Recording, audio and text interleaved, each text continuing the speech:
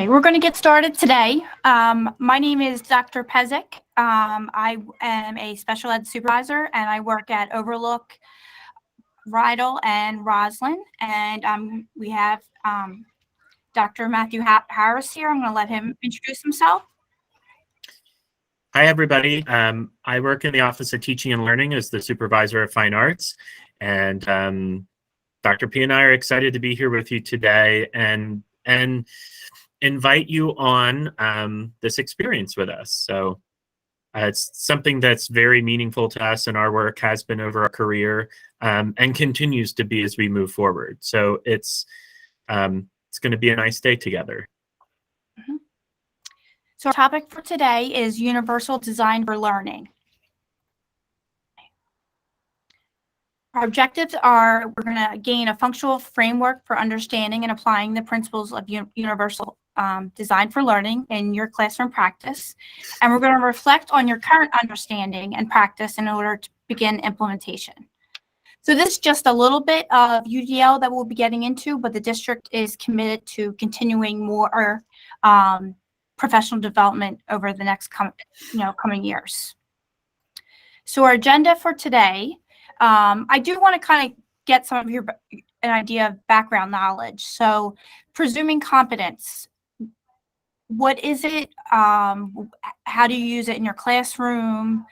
What is your knowledge about presuming competence? If I could just hear a couple people brave enough to answer. Does anybody know what it is? If you don't, it's okay. How about just a raise of hands if you know what it is? The little hand button there. That's good. We see a couple hands there. Okay. Right, and some of you may be raising your hand too with a bit of an inference as well, or a general understanding, and that's okay too. Mm-hmm. Okay, so we'll be talking about that today. We'll also be talking about the goals, barriers, and options.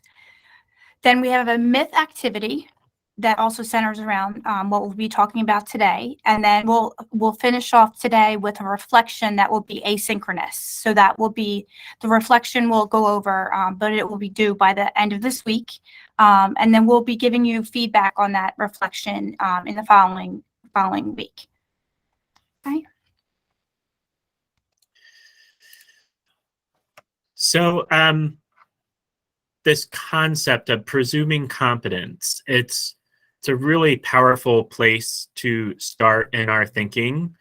For some, it might already be in place. For some, it may be a bit of a paradigm shift, or we can remember a time when things weren't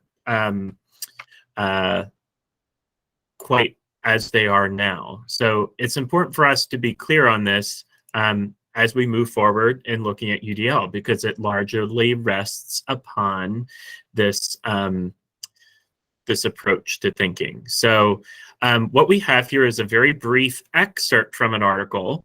So it's been pared down. It has been essentialized for us. So if you could please go ahead and take a quick read. It's a neat one-pager. And I just wanted to share a caution that the author provided as it was published some time ago. It is still relevant. However, there are two terms used in there with regard to what we now refer to as intellectual disability and also smart or intelligent. So please just remember the context in which you're seeing them was back when they were the acceptable terms, but we would definitely be using more updated language today. So we'll take a few minutes for everybody to link into that. I believe Mike has placed that in the chat. You can also click on the slide deck in the Google Classroom as well.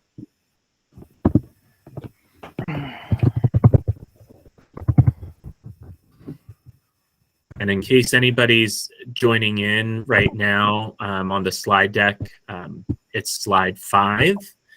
And Mike has put our attendance link in for today, as well as this article link. I'm going to give us another 90 seconds to really digest that.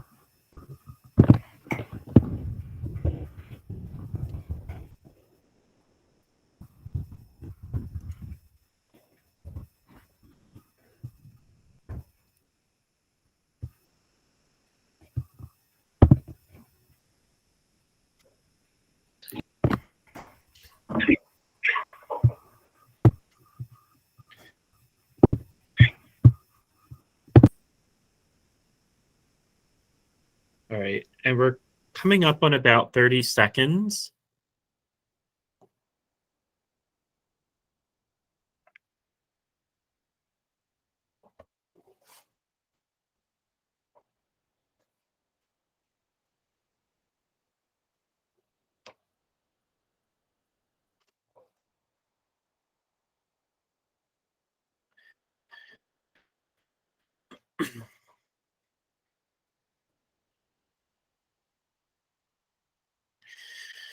So thinking about what we've read there, we've been given a lot of information to consider.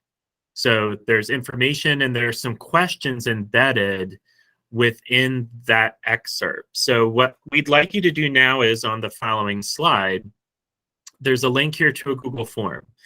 And we're posing these questions for you to reconsider based upon what you just read in a Google form, because this could be very personal. We're exploring this. It's safe. You're only sharing these with Dr. P and myself.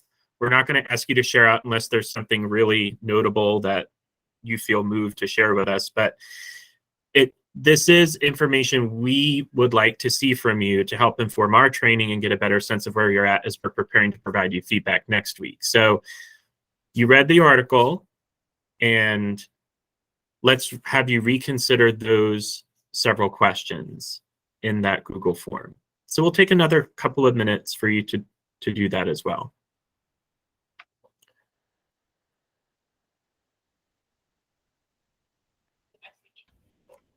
And if you have questions, you can just ask or put it in the chat and we'll take care of that. That's great. We're seeing some responses come in.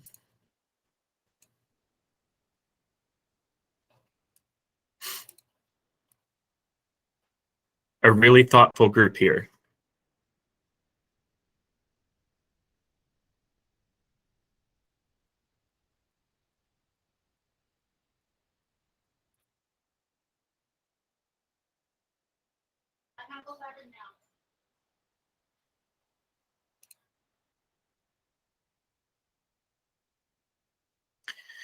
Interestingly enough, the group does not all sync up on every answer, but there is some very valuable reasoning that's also being shared there.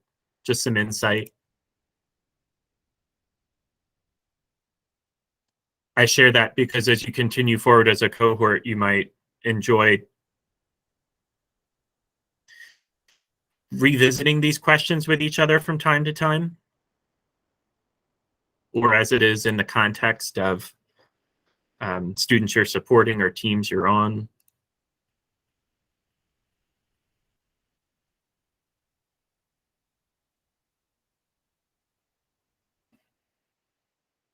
This is good. So I'm going to take like another 30 seconds to allow some more of those responses to come in. You can finish this throughout the rest of our time if you have other thoughts that come to you.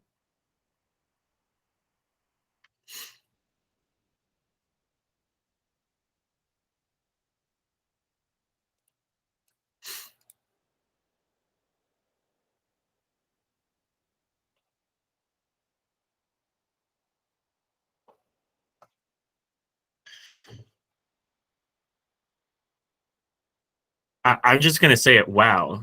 This is a great group. This is a great group. Really enjoy this. All right. So if we roll to the next slide, and please continue to, build your answers into that form, really important.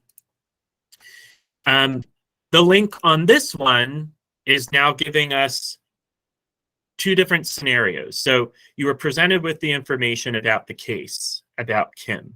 So there are two different lenses through which we can look at this. And as you read through them, consider which one of those is the least dangerous assumption and why do you think that?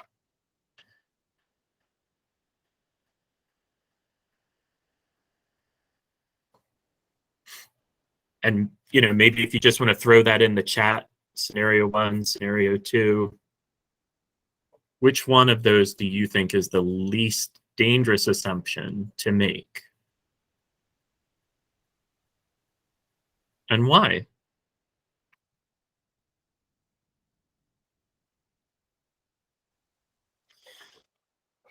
Okay, so at this point, anything beyond chat or any comments anybody would like to share with the group thus far? Reactions?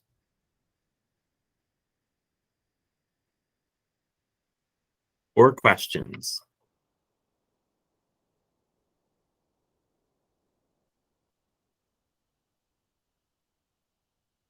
Okay, yeah, so we're starting to see there could be some merits there.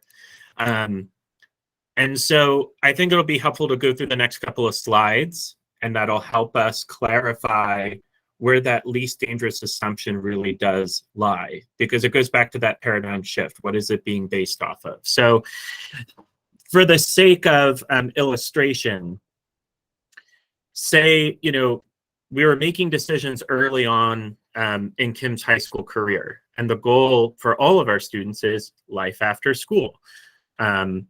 So assuming that in the future, now there's a remarkable discovery and there's ways to scan and have different diagnostic assessments, results, essentially more validation. And I mentioned the quip about data. There's some language in this article that sort of may lead someone to feel like they have to distrust data. That is absolutely not the case.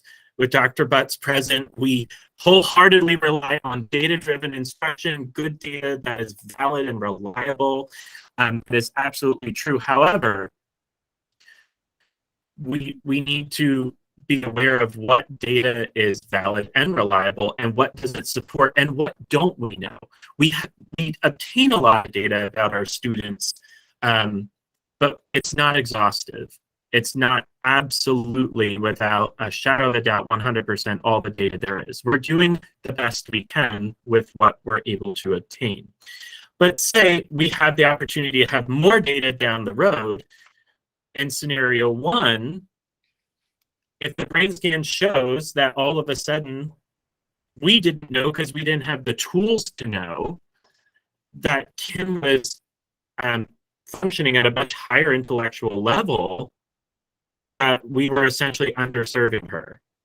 And in that instance, more harm would be occurring than if we allowed for that assumption that Kim was capable of more than we knew, simply because the limitation was our ability to know what she was able to do. So in each situation, to the points we saw earlier in the chat, well, there are merits to both. Yes, there are merits to both. But if we acknowledge that we can't disprove that capability, and we're doing our best to provide those experiences and to presume competence, this is where that ties back in. The least dangerous assumption allows us to presume competence. That is the least dangerous assumption. So scenario 2, as this author and researcher in this article presents it, is the least dangerous assumption. So there's a little bit more narrative there that gets more into some of that case. And I know for all of us, it's very gripping thinking about what life is like for our students beyond school here. So that is, I don't know if any of you have participated in that activity before. It's a good one. It's one that is helpful to come back to different points in your career. I learn more from it every time I do it, and experiencing other people going through it. So if you have any questions, I'm going to bridge over here to Dr. P. I can watch the chat for that. But Dr. P is going to lead us forward in now to some of what we are sharing with you is the UDL mantra. So utilizing the paradigm shift that we just discussed, the presuming competence. Okay. Goals, barriers, and options. Yes. You are probably doing this every day, all the time, right? What are the goals? Okay, what are the barriers students are experiencing? What are the options I am giving them to overcome those barriers or to remove those barriers altogether? So as we launch into that, the other very foundational piece to making universal design for learning real, relevant in our instruction and the learning of students is this concept of learner variability. It's a phenomenon, and I'd like to know if there's any statistical shape representations in here you can identify in this very brief 3-minute video. Learner variability. Neuroscience tells us that learner variability is the rule, not the exception. Take something as simple as learning to bake a cake. How would you approach this task? Would you reach for a recipe book or watch a YouTube video? Start from scratch or use a box mix? Buy a sheet cake or opt for pie instead? The choice you make depends on many factors, such as your experience with baking, your level of comfort following recipes, and your personal preference for sweet treats. When learning something new, we bring to the task the complex web of our individual needs, skills, talents, interests, background, and culture. Based on our unique attributes, each of us will choose to bake a cake in the way that suits us best. Traditional educational practice attempts to address diversity by using curriculum designed for the average learner. It relies on singular strategies such as one textbook per grade level, paper and pencil tests, and lecture that presume to suit most learners. Yet, we know the result of such a one-size-fits-all approach doesn't work for everyone. Some learners succeed, but many fail. Such a system disregards what we know from neuroscience and educational research, that all of us learn best when we can choose from options that best meet our preferences and needs. Curriculum must be flexible to address differences in how we learn, the pace at which we learn, how we demonstrate our knowledge, and what motivates and sustains us. When we don't recognize, honor, and design for learner variability, when we teach to the average, many students get left behind. When learning new things, we bring to the task the sum of our life experience. All learners are skilled in some areas while struggling in others. Being good at one thing doesn't presume a deficit or a strength in another. For example, a student who is good at recalling facts may not have an affinity for grammar. He might flourish in small groups while feeling daunted by reading aloud. Like the singularity of a fingerprint, each student has a unique way of learning. Variability in and among learners should not be viewed as undesirable, but rather celebrated as virtue. Diversity, after all, is a strength that contributes to the common good. Universal Design for Learning offers a framework for designing curriculum that addresses the predictable, complex, and varied needs of learners. It is the key to unlocking the wealth of talent inherent in all learners. So what's the statistical shape that you saw on there? They didn't directly identify it, but it's very relevant. Come on, math nerds.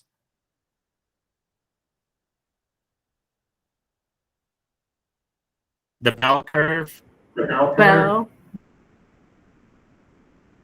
Yes, the bell curve. Okay, there we go. Yes.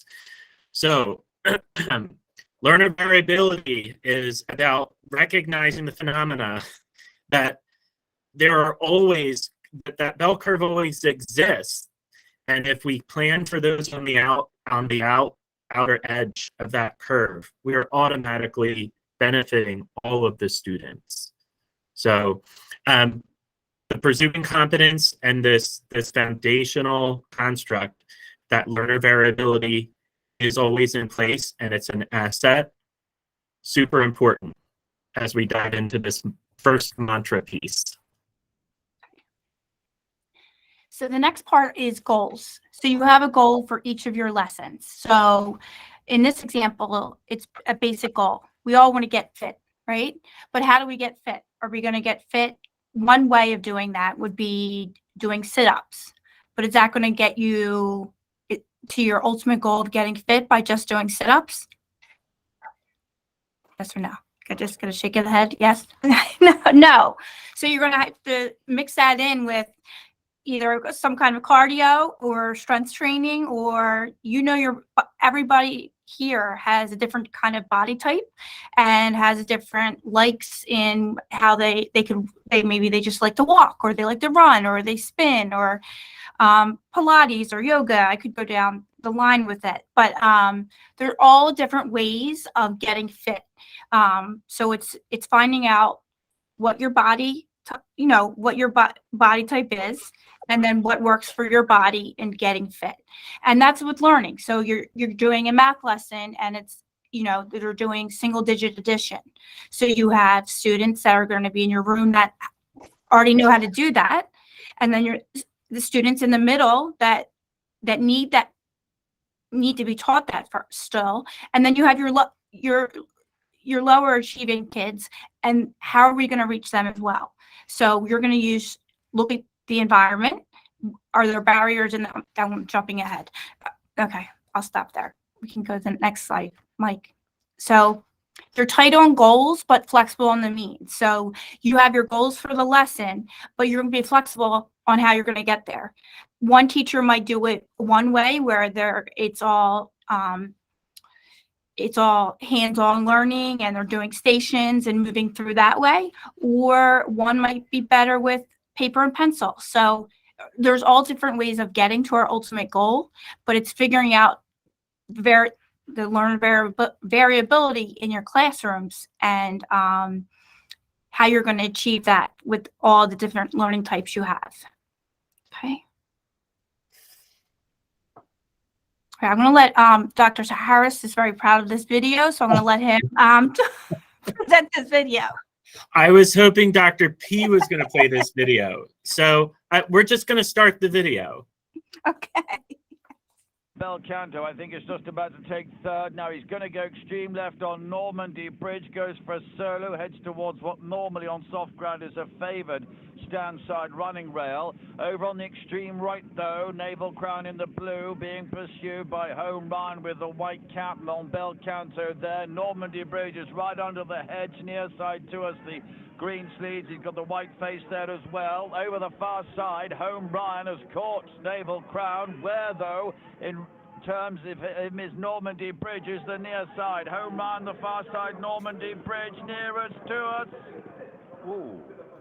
They are white. Why did we show you this video? Why did we show you this video? We're not going to tell you, so you have to tell us. Yeah. Yes. Because in a way, it doesn't matter how you get there, but they all got there in the end. Yeah, Carmina. So what was the goal that everybody was tight on? Winning. I do love horses, Charles. This is true. Arabians happen to be my favorite horse. So winning, or crossing the finish line, right? So the goal that everyone was tight on was, we're all going to work towards crossing that finish line. But what were they what was their evidence of flexibility with?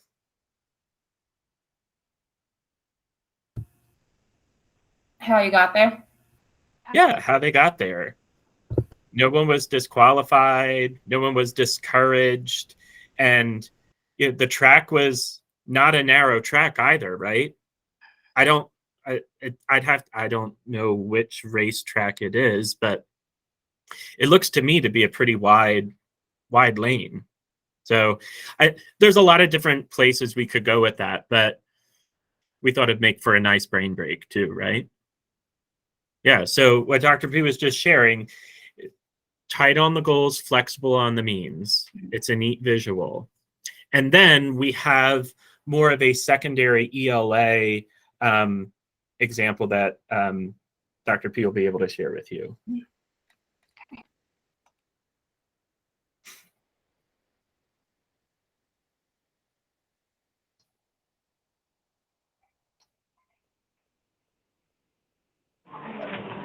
All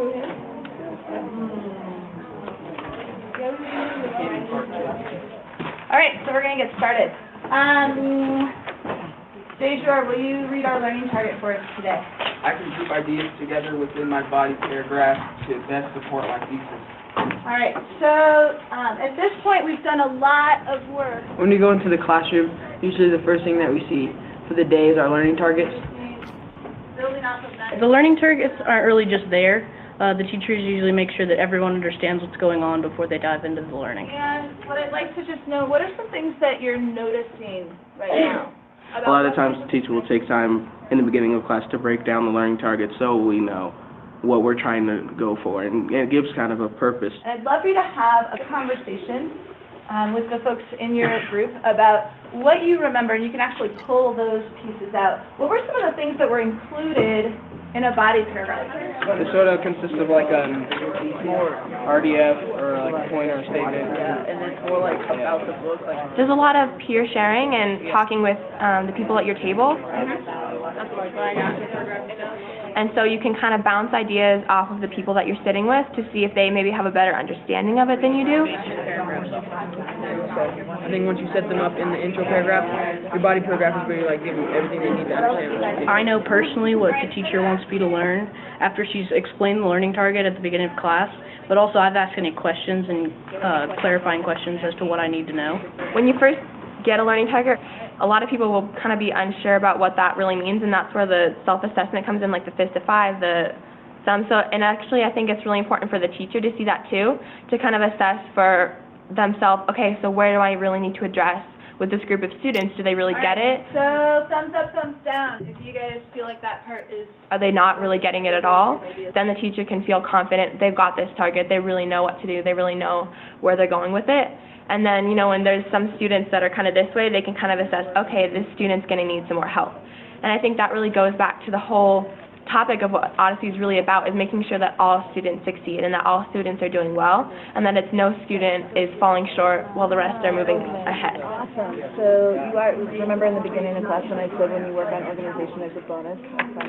I know when I understand a learning target, when I feel like the confidence I can say that I can do whatever the learning target says, because a learning target isn't necessarily just like a purpose of what you're learning about, it's also a statement. So I think that once you do understand, I think it's the confidence that you can present it through a project or whatever the teacher is asking you to do. I can see myself doing a project or doing something that goes along with the learning target. You can see yourself producing something or having a project that is going to capture that target. Not just some students know what we're being asked to learn about, all students understand the concept. And I think that's a concept that is very great, because if students don't really understand the concept of what they're trying to learn, then there's no way they can really succeed if they don't know what their purpose is. You always know what you're doing, and you're very rarely confused about things. And then here's the evidence of how the... And I think that's like a lot of kudos to the teachers, because they do take the time to explain everything at the beginning of class, and they also take the time to explain anything that you have questions about individually or with the whole class, so the whole class can get what you're trying to get. Okay. So as you can see, the importance of setting a goal for the lesson is that so everybody knows what is expected of them and what they're expected to know at the end of the lesson. So there's no confusion came across a few times from the kids. And I think that's really important, is that the students know that they're going to be getting to that target in a way that works for them. As you can see, when you're presenting lessons, you can tell that those students, that's not the first time that they've done an activity like that. They know the expectations of working as peers and working together. They see the learning objective, and they know what is expected of them, and they know how to work as peers. And that takes time to teach as well, because those are expectations that need to be set and prepared in the beginning, even in the beginning of the year. That those are kind of things that you want to set in place. So barriers. There's always going to be barriers. So whether it be time, whether it's a physical barrier, a student struggles with certain areas in their learning, or they have trouble engaging, or there may be some social emotional issues or concerns that the child's dealing with. So you have to look at all of those things when planning your lessons, because those are all barriers that can prevent the goal from being achieved. So you have to look at your students that may make sure that if they have social emotional needs, that there's no triggers in the lesson that may upset them, or if there is, they know how to handle that kind of stuff. So and if a child, say you have a child that is in a wheelchair in your classroom, you're going to make sure that there's no physical barriers for them to access the materials. So those are the kind of things, just simple things to think about when you're planning in UDL. Okay. And again, at the learning environment, so you're talking about the space and the location, and the way the students use the space. So you can have your room set up, if your room is set up in rows and that's how you like it, and you feel that you're getting your goals achieved that way, or you have your students grouped in little pods, different ways to set up your classroom. So in an ideal scenario, the teacher has the opportunity to tailor spaces to meet the needs of students for each lesson, and then provides access to the tools, resources, and strategies for learning. Does anybody have questions so far? Okay, so a lot of times we talk about students like, oh, they're high or they're low. It's not the students that are the barriers, it's the learning environment. So this is so important to know. It's not the student that's the barrier. Okay, we can look at, why is the student not understanding this concept? What does the learning environment look like? How's it set up? What are your activities like? Are they able to access the resources they need, whether maybe it's a laptop, maybe it's hands-on materials they need to work with? You really need to make sure that you have everything you need in your classroom and learning environment, so that every student is able to access the content. All right. Okay. So basically, we're just going to have a quick conversation. It's no pressure. It's just a very casual conversation about what barriers in the learning environment have you been able to identify and remove in your classroom practice. So kind of just think about barriers that you've overcome this school year, and in your learning environment that you've been able to see and kind of change things up. Okay, Madison? Hi, I recently was put into second grade for long-term sub, and the students were in rows, which wasn't something that was working for their learning. It seemed like when I came in as a sub, that was a lot of a distraction for them. A lot of the students in that classroom couldn't focus on their work, just something as simple as that. And I saw grades going down for some of those students. So I moved them to groups, and it's been working really well. Some of those students who were struggling are now doing much better, being able to communicate with their peers. It seemed like they felt like they were in their own isolated space when they were in a row. So it's nice for them to be able to sit in groups now and focus a little bit more. Great. I love that. Thank you, Madison. That's awesome. Anybody else? Come on, I know you all have had barriers this year. We're not all barrier free. Okay. I have a barrier somehow in my life every day. So I know there's more examples out there. Deborah? I think another barrier too was changing my centers around and making them, I think, more conducive to the kids in the classroom after looking at some of their diagnostic scores and things, and just more focusing them on like phonemic awareness, for instance, for one set of kids. And then so kind of just removing that and kind of removing distractions for them and putting them with the group of kids they needed to be in, and in that specific center they needed to be in, kind of removing that barrier for them in that classroom was helpful. It's a great example. Thank you.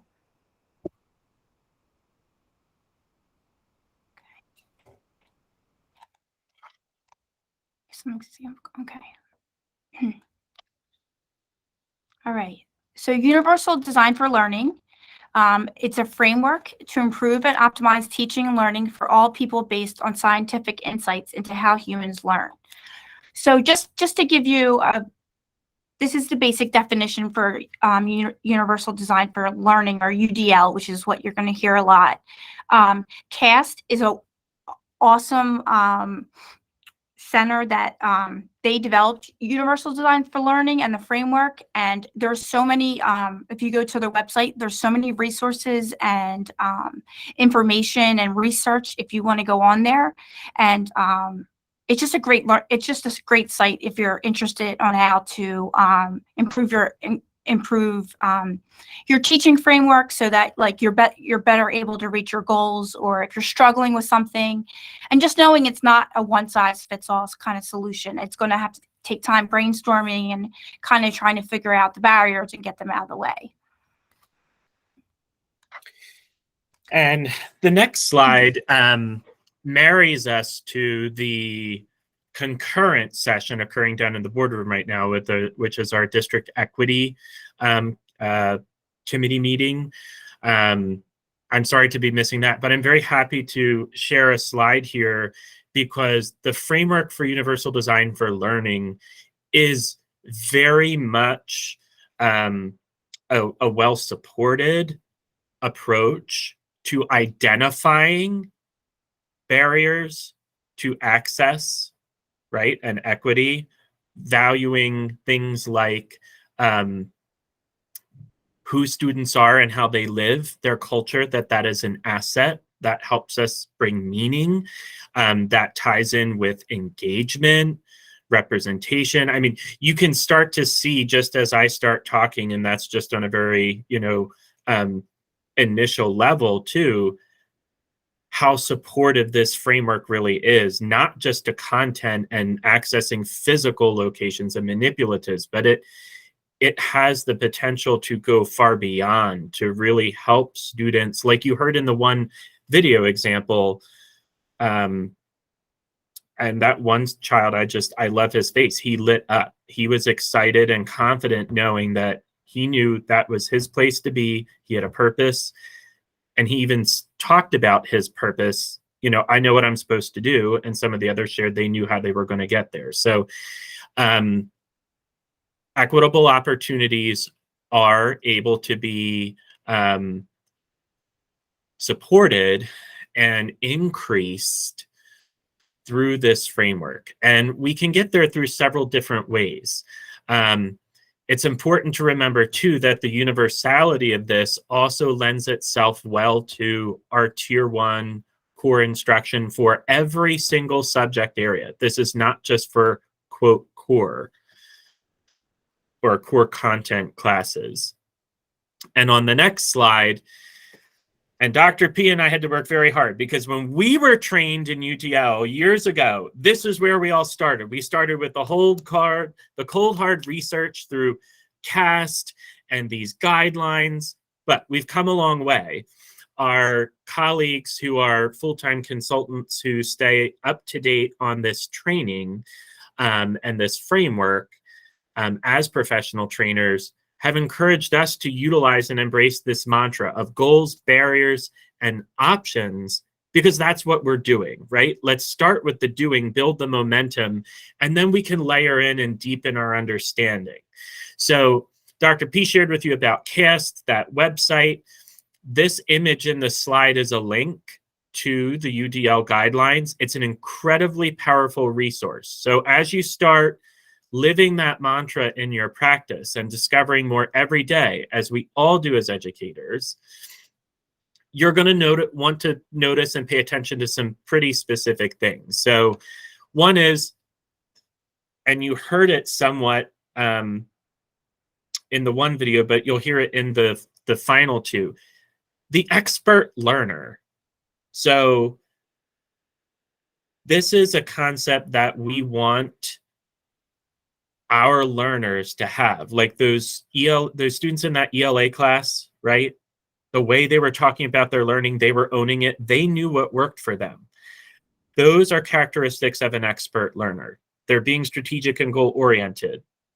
They're being resourceful and knowledgeable. They are being purposeful and motivated. We literally heard those students use 3/4 of those terms in their own responses. And then up here on the upper left, these large tiles at the top, these are what we refer to as the principles.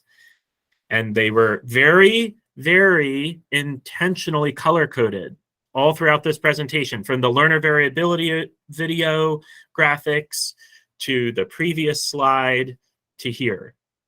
These are consistent across the entire framework. So when you see those colors and that blue and action and expression, it's automatic.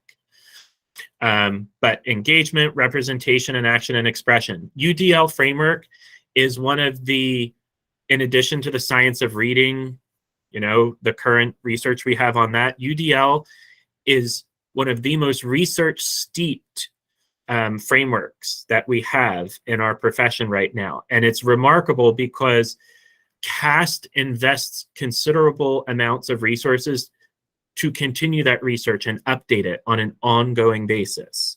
So when I say there's been a lot of learning for Dr. P and myself, that's also because this is constantly evolving. It's constantly growing. Why? We're learning more about neuroscience. We're learning more about our own society.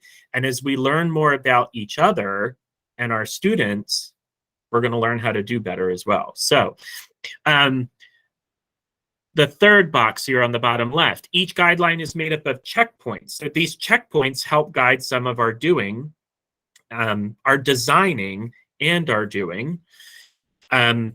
You can really dial down in the tool that the link takes you to on that website. And number 4, each principle being made up of 3 guidelines gives you 9 total. So again, this could very easily become overwhelming. I've been there. That's why if we stick with the mantra, what's the mantra? Goals, barriers, and options, right? If we use that, it's going to help us prevent any overwhelming situations or getting lost in the theory. It's going to help us maintain that momentum and the focus on the practice, what's happening with the students every day as we dive deeper and gain a deeper understanding. So you've heard us reference this as a framework. It's not a discrete checklist. It is not, you know, a scripted program, right? Like we would have, I used to be a certified Wilson trainer. So when you were doing certain steps of the WRS system, it was a very discrete protocol. This is not the case. There are very firm foundations, right? Tight on the goals, flexible on the means. We have that skeleton there, and then it's up to us as the professionals to know our students and figure out how we can best coach them through it. We address too, as an equitable practice, this UDL framework is very helpful in ensuring students have access to what they need. And I think it's important here to note that access really does have a lot to do with engagement. That green principle, Dr. P was just nodding her head. We both, I was originally a music teacher, but I also spent quite some time as a special education teacher in emotional support. What it means to students is everything. And we really want to keep that in mind, especially when we think about access. It's not just accessing content, it's accessing the meaning. And you heard me share a little bit about expert learners before. So we're not going to go over that. But I will say that it's going to guide us. It's a perfect little bridge into these last two videos. The first one is a repeat from before, but it ties closely with the goals. So that expert learner piece, remember, I said coaching. These last two videos here are going to give you some insight into what teachers are doing as more of a coach to those expert learners. And we're going to start with math. Hi, I'm Mary Jane Miller. I teach at Madison Middle School, working with sixth graders this year. Today, we are looking at building conceptual understanding for how to find the height and the base of shapes other than squares and rectangles.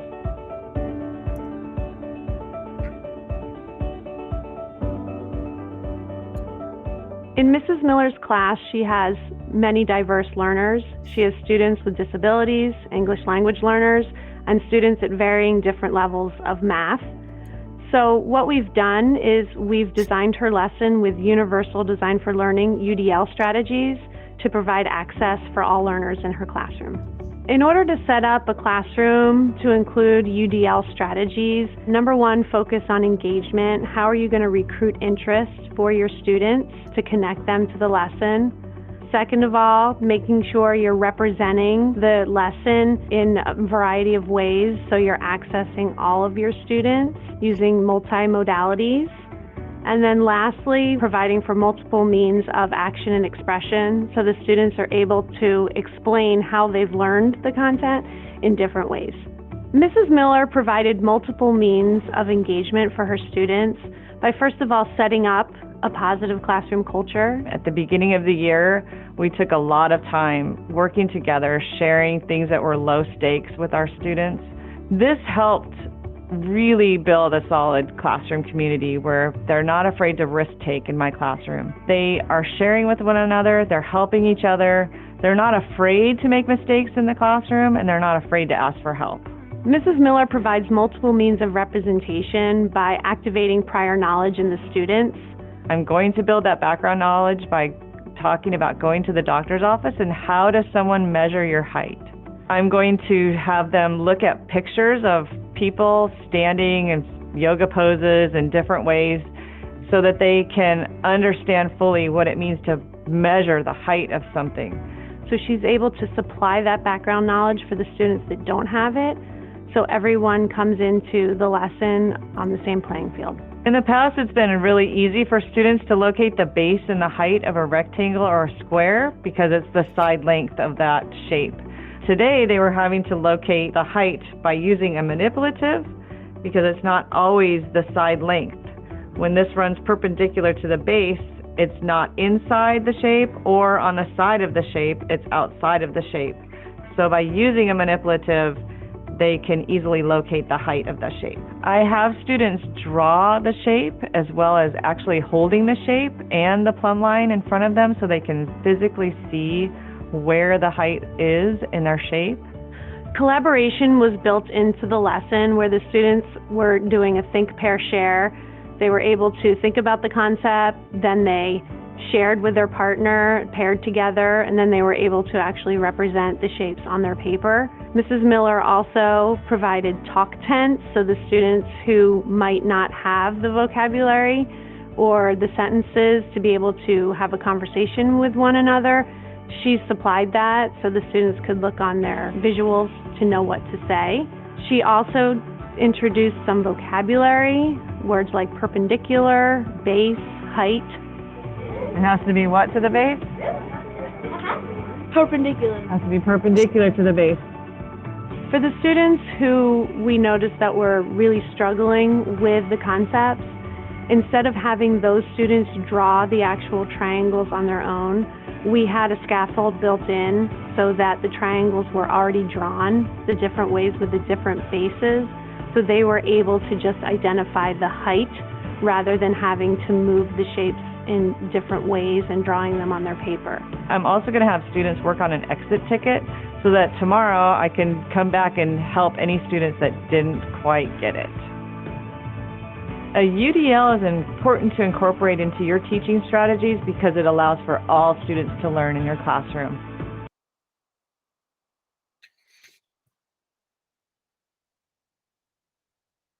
And then we're going to wrap up this segment. We have one more segment for you, but we're going to wrap up this segment with a video of a science class. And this is like upper elementary level.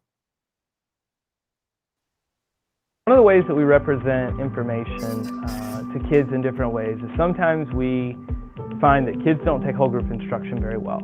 The attention, the focus, it's not there. And so the best thing for me to do is to pose a question. You had a plan, your plan worked, it's just you had a lot of sediment fall behind the dam.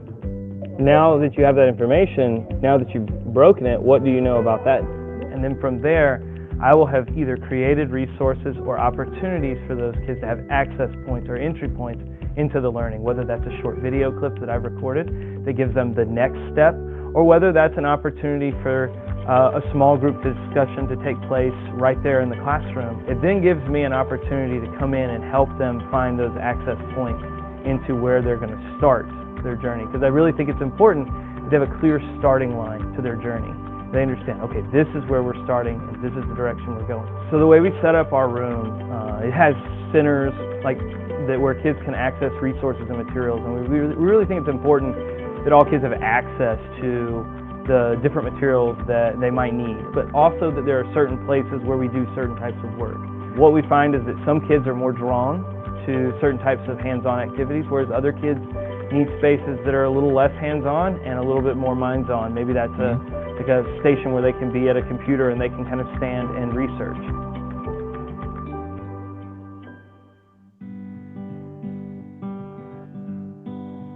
So as a teacher, one of the most interesting things you'll find is that teachers like to have control. The issue that I found with that was that when I gave up control, it felt like we were in this murky water. It was just not clear what was going to happen. But what I realized in giving up control was that I'm giving up control to the people who deserve to have the control.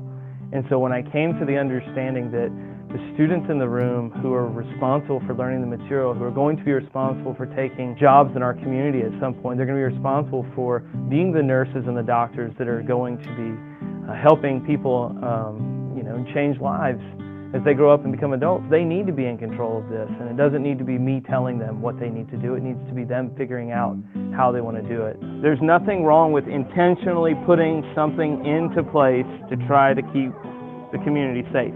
Why don't you research it before you commit to it or decommit to it and see if there's any evidence that points to this being successful? Kind of to think about it like going to the gym. I was doing all of the work as the trainer and having the kids come in, and here I am lifting all the weights and then handing them a lighter set and saying, oh good, you did it, yay, we all know what to do now. Instead, now I'm more of a trainer in the sense that I set up the room, where I put out the weights, I have them ready for whatever exercises they're going to be working on, but they're doing all the heavy lifting. I had this kind of aha moment and said, what if I stopped influencing what the kids used and how they used it, and instead had the kids come in and figure out where they learn best, with whom they learn best with, and in what part of the room they learn best. And so I began giving my students free choice, free seating options, wherever that might be. If it's standing, if it's needing to take a break and be in a different part of the room, it was fair game.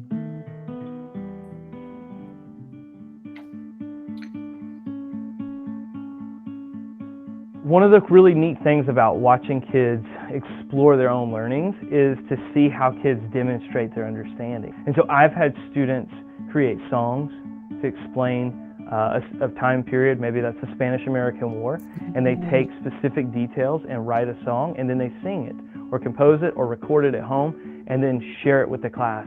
And that is just such a special way to connect to the learning. That's the way they understand, and that's where they feel most comfortable, so then that's a great opportunity for you. But I've also seen kids bake cakes in different layers to explain the beginning, middle, and end of a story, so that they can decorate it with all of the settings and all of the characters, but then what happens in each layer, and have chunks taken out that showcase all of the different things that happen in the story, because that's how they understood it.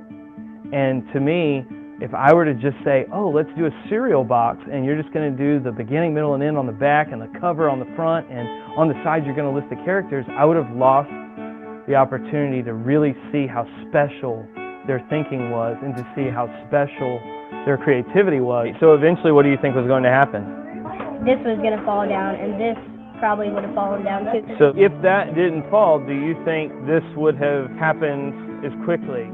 Being able to give back and support my students in this way is one of the most rewarding and special moments of being a teacher. Is I have been right where you've been, and I think we can work through this in a way that will really empower you to better understand who you are as a learner, and to give you an advantage that I didn't have as a student. I truly believe that our students, all the problems that we have in our world are trapped inside of our students' passions, and if we can pursue those passions, we can solve those problems. And so really getting to know our students is one of the most important things that we do, because it helps us, and it helps reveal to us the things that students are really, really exceptional at. And if we can bring those exceptional gifts and talents into the classroom setting and allow them to use that.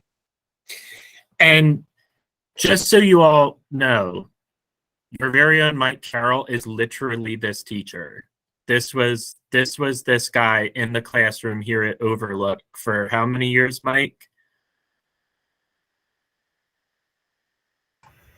About 12 years. Yeah. So you have one of these teachers right here in your district who's like the living embodiment of all of this. And I will say Mike has done a lot for me, even as a colleague in the teaching and learning department, where when we problem solve certain things, or like even today, when Dr. P and I were prepping for the session, he was literally coaching us to become expert learners and how we were going to facilitate some of this. So it doesn't stop with our youth in our classrooms. These are things we can apply to all of us, all of each other, even in our professional learning. So a really, really recent, as far as, legit UDL framework videos that's out there right now. This is one of the most recent ones, and I think it's really relevant.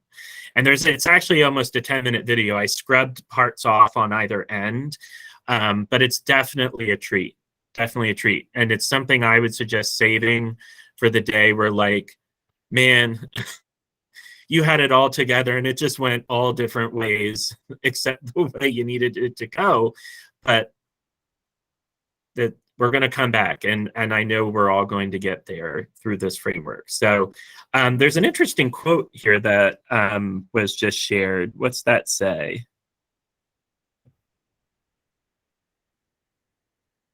Does everybody see that?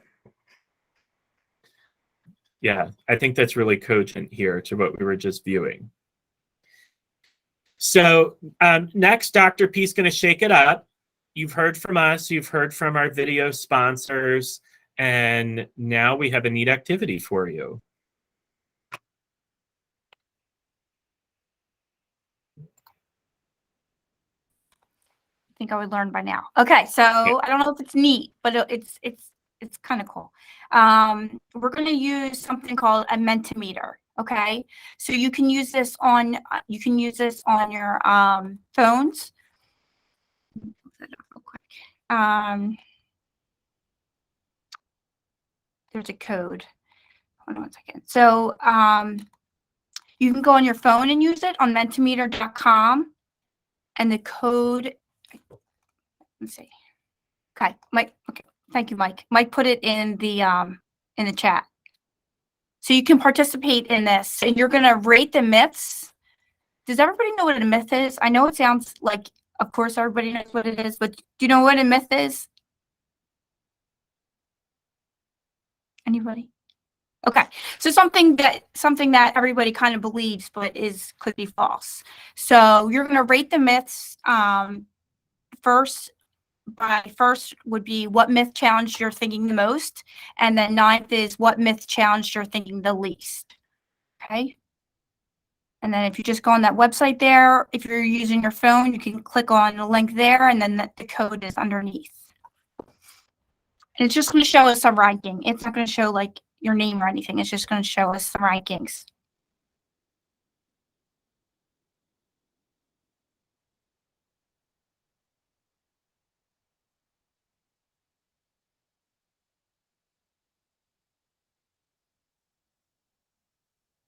Just drop a question if you're having trouble, and just drop a I need help in the chat. We can help. I'm confused. Okay. Can you repeat the directions one more time? Because I kind of was listening, and then when I started looking at questions, that's not what I expected or visualized. Okay, so you're ranking the myths about UDL. So the myth that challenged you the most, your thinking, that challenged your mindset, your thinking, is going to be first, and the one that challenged you the least about your current thinking would be 9th. So rating it from the one that challenged your mindset the most would be first, and the one that didn't challenge you at all would be like 9th. Is that clear or no? No? When I thought of this, Jen, Okay. to me, like challenge meant the one that you give the longest aha to. Like you read it and go, aha. Like if you're giving a big, sincere aha, like it's something new and challenging for you, and that would be what you would rank first or early. And then the one that you're like, oh yeah, like that's what you would rank like low as you know, in the 9th or in that lower realm. That was just my way of looking at it, Jen. I hope that helps. Okay. No, definitely. Thank you. And Matt, thanks for the kind words. And I did notice we have the same hair. I think that kind of led to a very, very appreciative connection between me and that guy.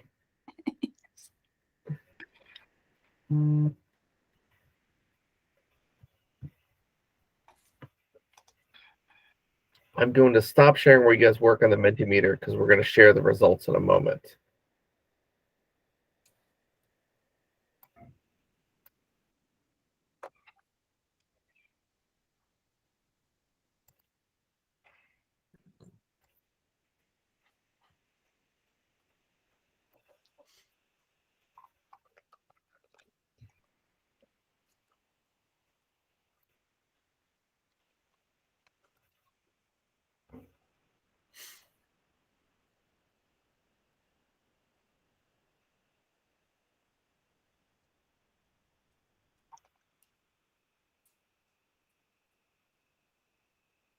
Dr. P, do you want me to share the results? Yes. Okay, you got it. I'm so excited for this. And just so you guys are aware, this activity is coming from one of the most recent books that one of the lead researchers around this framework has published. Okay. Let's see if I can zoom in a little bit. A little bit. Oh, it's not great. I just did on my own computer. Okay. Yeah. So right now, the one that challenged you guys the most is UDL is only good to use when you have learners who have IEPs. You're definitely going to hear a lot of UDL in relations to special education and things like that. So, but it doesn't mean a lot of the accommodations that are in IEPs are actually just good teaching practices that would benefit all of the kids in the classroom. Okay.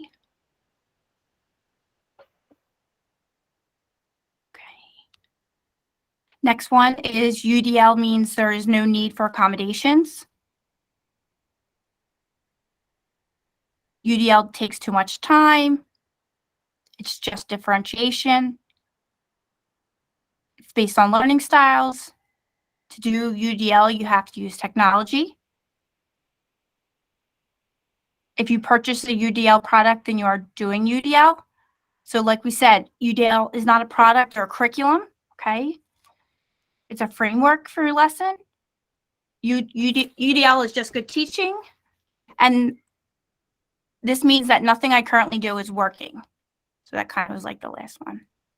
That's kind of awesome, right? So Yeah, we're not yeah. saying that's a myth. So that goes back to that mantra, right? Goals, barriers, options. Okay. Thanks, guys. Everyone did a good job with that. Thank you, everybody. Looks like a pretty tight grouping too. Mm-hmm. Yeah.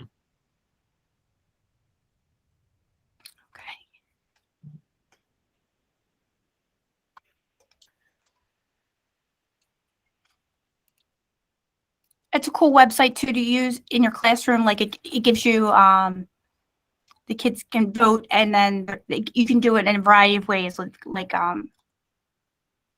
different. It comes up with different kind of charts and things that you want to use if you want to show the kids. Mm-hmm. Okay. Do you want to wrap up, Dr. Harris? Or do you want me to wrap it up? Go ahead. Go ahead. Okay. So basically, like we said, UDL is a framework, and we just kind of touched on it a little bit today. So it's a framework to optimize and support teaching and learning for every student, not just some students or your well-performing students or your students that might struggle a little bit. UDL helps to address learner variability by predicting the range of learning needs in an environment. Okay. Ryan, did you have a question? Not okay. Sorry, hit the button by mistake. Oh, that's okay. That's okay. No worries. All right. And then we use UDL to reduce barriers to clear learning goals. Okay. Like we said it numerous times. Okay. Tight goals, and then but flexible by how we get there and the means. Okay. Next part is going to be your reflection. So we're gonna wrap up right now. We're going to share a Google form with you, okay? So you have until the end of day, this Friday. So the next 2 days, if you could fill out the Google form. We're going to wrap up the synchronous part of the PD today. And so you can either work on it now or get it done, or as long as you get it done by the end of day, Friday. And then Dr. Harris and I are going to provide feedback to your responses or questions that you might have. Okay. Yeah. So sorry, we're actually 2 minutes ahead of schedule. It's posting at 5 p.m. So, okay. Yeah. So we're asking you to go to your top 3 myths and answer some questions there, but we really do want your feedback. You're the very first cohort to receive this. We're happy for any feedback you have as well. We'd love to incorporate that moving forward. And we're resources for you as we move forward. We're here. We're all over the place, working throughout the district, but reach out. I know Mike's the cool one everybody gets to see all the time. Well, I get to steal your ideas and bring them to teachers, so I get all the credit. But, they're from the minds of Dr. Peszek and Dr. Harris for sure. Not quite, but we make do. We make do.